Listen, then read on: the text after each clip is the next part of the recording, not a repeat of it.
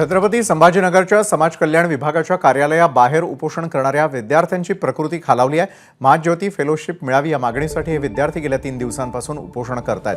तर या उपोषणकर्ते विद्यार्थ्यांची ओबीसी आंदोलक नवनाथ वाघमारे यांनी भेट घेतली आहे। यावेळी त्यांनी विद्यार्थ्यांच्या तब्येतीची विचारपूस केली आहे। गेल्या 3 दिवसापासून इथे आमचे महाज्योतीचे संशोधक मंडळी आहे, ज्यामध्ये 2 युवती आणि 3 तरुण उपोषणाला बसलेले आहेत।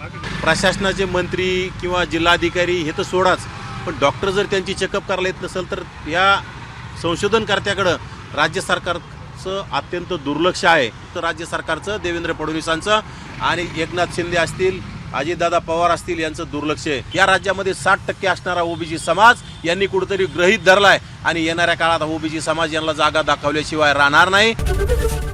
एबीपी माझा, उघडा डोळे बघा नीट।